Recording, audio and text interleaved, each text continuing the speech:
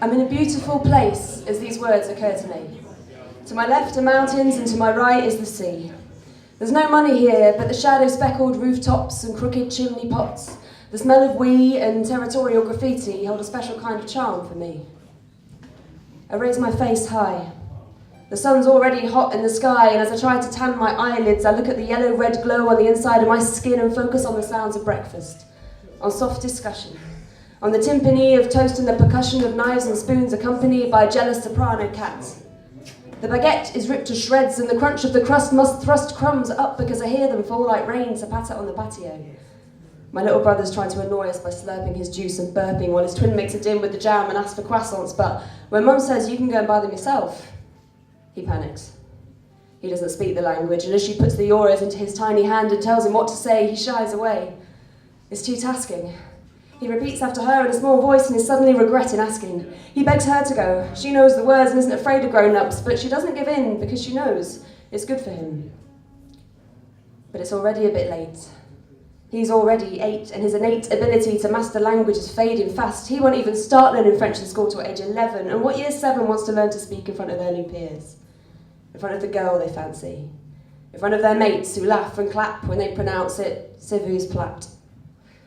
And the teacher knows that if they're ever going to become capable, they'll need more than Amelie and verb tables, and is concerned that even the pupils know that this is no way to learn.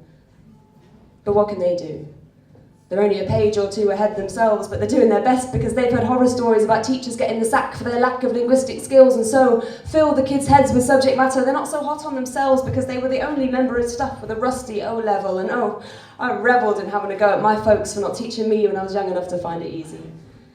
I thought it was obligatory, but we moved back to England before I could even say their names, and so I had to take the long road like everyone else, and every time felt so jealous of my bilingual cousins, and as I speak to family, friends, godparents and blood brothers, I'm embarrassed for my country, for the way they made the effort and we didn't, for the way we seem to think that shrugging mute is an acceptable substitute and subtitles make us roll our eyes. And then my brother returns with his prize.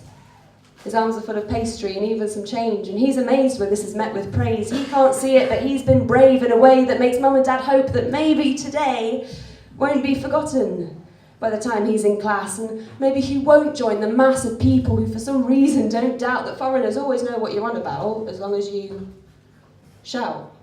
But possibly, probably, to him it will never be anything other than just a pain. The vast gaps in his vocabulary will be a mild nuisance when he's on holiday, and instead of getting to know the people who send him a present every Christmas and birthday, he'll look at his feet and greet them with a shy smile as they kiss his cheeks, and probably won't speak again until the goodbyes at the end of the week. And despite his French connection, he'll still say merci with an Anglican inflection. He won't fill his lungs to spend his breath on growing a double tongue, discouraged by an education that believes aesthetically in learning theoretically.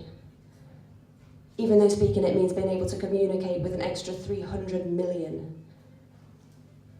But that toxic attitude, why bother? They all speak English over there anyway. Thank you very much.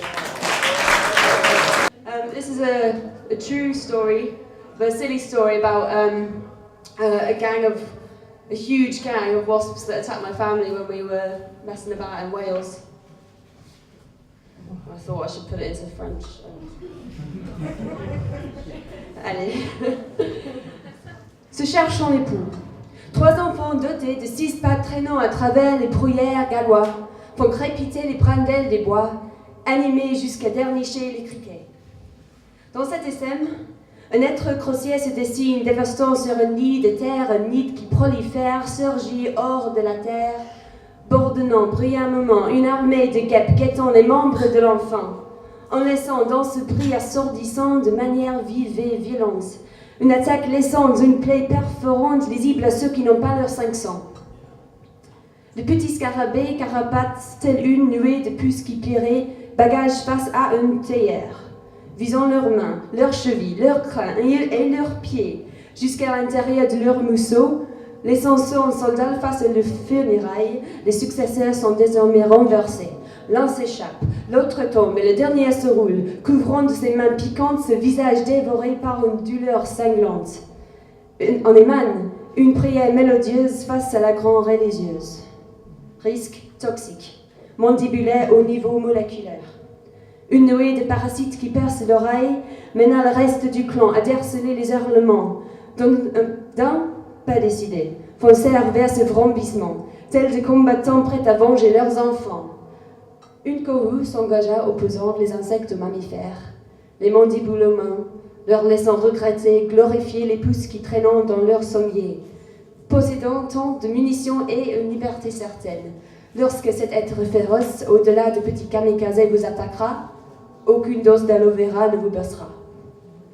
Dans les urgences, occuper les abeilles dans un ruche d'activité convient qu'aucun médicament ne peut aider à la propagation rouge embarquée dans les ogives minuscules.